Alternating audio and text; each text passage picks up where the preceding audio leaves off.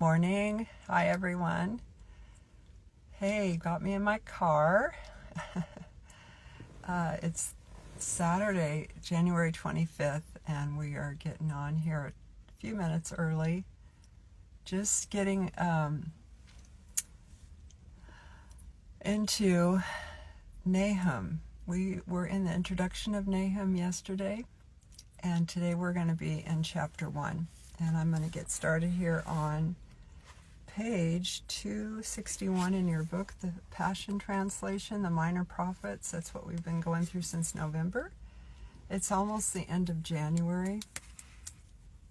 I can't believe it. This is, I think, day 52 of our study together, of our devotion together. So Nahum is a beautiful name. It means to sigh, like of sigh, to comfort others, like, it's just, his name is full of comfort. That's what it means, full of comfort. He did not have a very comforting or fun message to bring as a prophet, but Yahweh, the undertitle to Nahum is Yahweh the Divine Warrior. And this is kind of where we see God kicking butt. Like, he's not going to have his people destroyed. Anyway, we're going to see some things here that are good, about God being a jealous God, about his goodness being beyond belief. So in that way, we can see that Nahum, is the comforting prophet. But God being the divine warrior is, important for us to know as well. All right, so this book revolves around Nineveh, like Jonah did. So that's also kind of a correlation to the prophet Jonah that we read just a couple people back. Last time we were in Micah, and before that we were in Jonah. Yeah, it was 2 people back. Okay, here we go. Yahweh's judgment of Nineveh. This is the book of the vision of Nahum, who was from the village of Elkosh. A prophecy concerning Nineveh. Yahweh is a God who tolerates no rivals. Lord Yahweh will take vengeance on his foes. He punishes his adversaries and keeps wrath for his enemies. Yahweh is very slow to anger, but so great in power.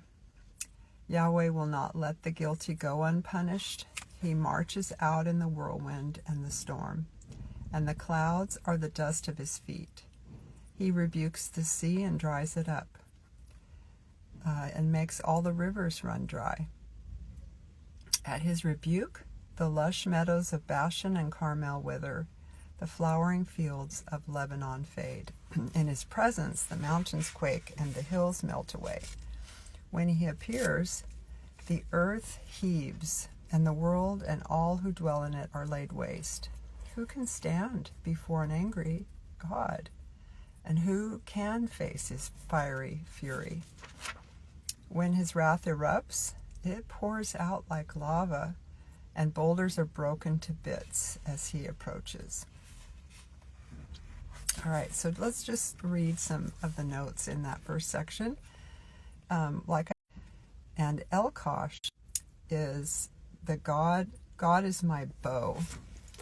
Here, before I go any further, I'm just going to connect my phone to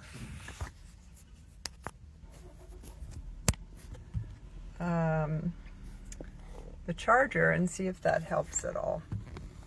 I might have to hold it in my hand. All right, so hello everybody. I'm glad you got to come on. I'm in the food line. I do this once a month so that I can help feed the homeless here. All right, so that's why I'm in my car. Nahum had a vision in which he saw the events that he described in these 3 chapters. He may have received his message while in a trance or some similar state. That's interesting, isn't it? Will we let God put us in a trance or a similar state so he can speak to us about our nation? I don't know if people would be willing to do that. In verse 2 it says Yahweh is a jealous God, and the Passion translates that as Yahweh is a God who tolerates no rivals. That's amazing. The English word jealous most often carries a negative connotation of being envious of what someone else has, right? That's how we think of the word jealousy, but this is not the full sense of the Hebrew word, which is quano, and it's best understood as God's burning passion. I love this. Listen to this. It's God's burning passion to to fully possess what is his. You know, you are fully his. I gave this word to someone Wednesday morning when we were praying for them. God is jealous over those whom he loves and wants them to be fully his. He doesn't want to share you with anyone. God is vengeful towards anyone who would harm those who belong to him. So you belong to him. You are fully his. It's a beautiful thing. You are his possession. He possesses you. He redeemed you when he sent Jesus to the cross. He paid the full price for you, and now you're redeemed. Like, you're bought. You're never going to be separated from him ever again. He is always going to be with you. And he's jealous over you. And then let's turn over the page. I can see somebody's coming to my car. I'm probably going to have to open up the window and talk for a second to them. But let's see what else I wanted to read here.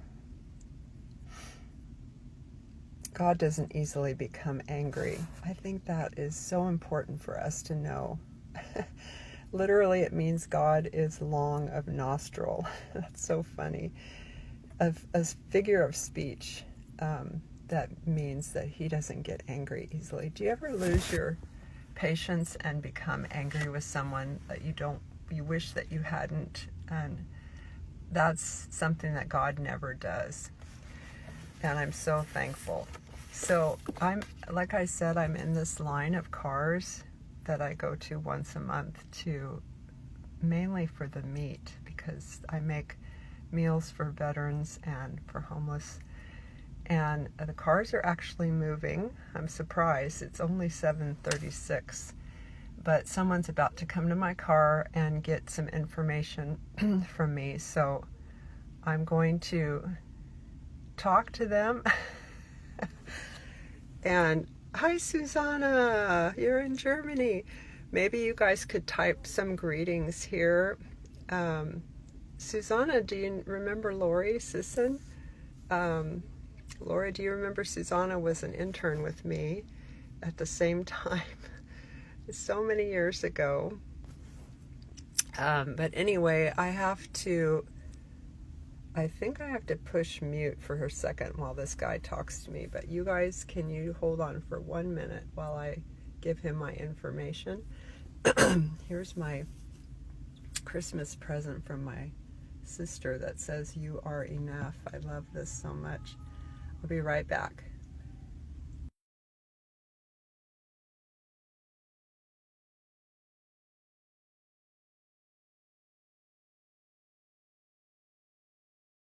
Actually, they're not at my car yet, so I can stay on for a minute. Let's see if you guys said hello to each other.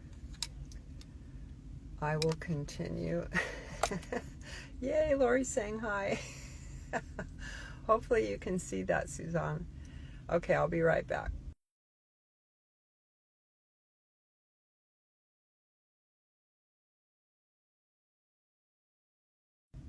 Actually, they're still taking their time. I feel badly for them because they're out in this really, well, for us it's cold. And it's really windy here, and you know California's been having horrific fires. So even as we went to bed last night, we were praying, Lord, don't let anything start overnight with these winds, because they can become catastrophic quickly. Okay, I'll be right back.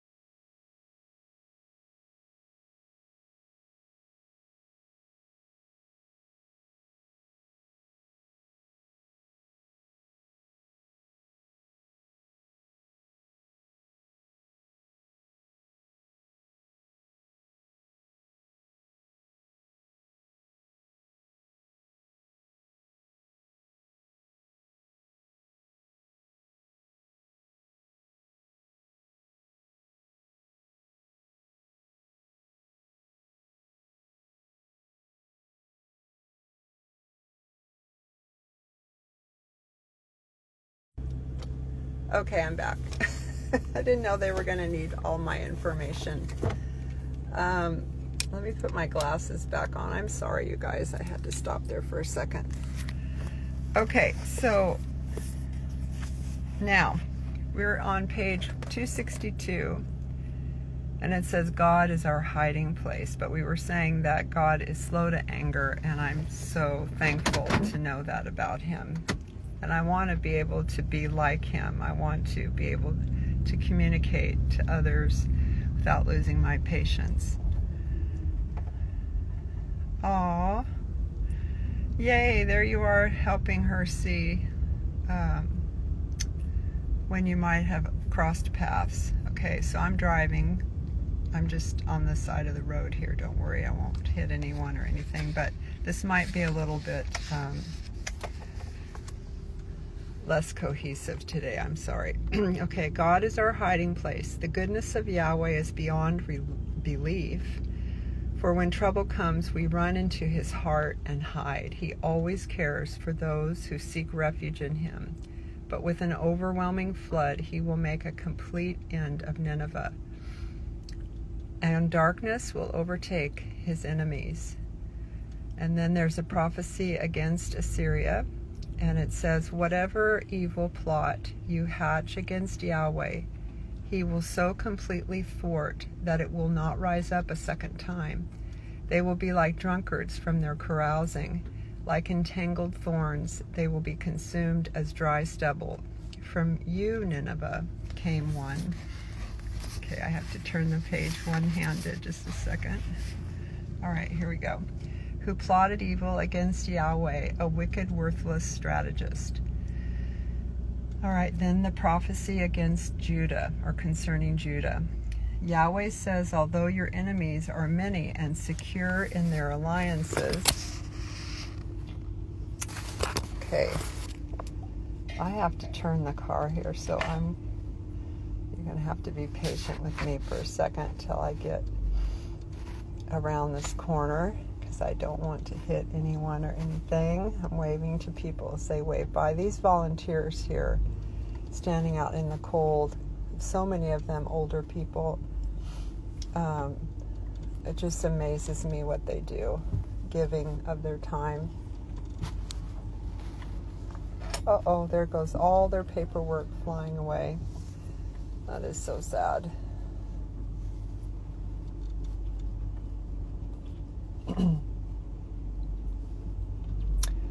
Okay, now I'm in the parking lot and I can finish what I'm reading here. Okay, so we're on page 264, the prophecy concerning Judah. And Yahweh says, although your enemies are many and secure in their alliances, they will nonetheless be mowed down and pass away. Though I have afflicted you, my people, I will not do it again. And now I will break his yoke of bondage from your neck and tear away your shackles of Assyrian oppression. Then there's the prophecy against the king of Nineveh. And I'm just driving around here. Hold on a minute.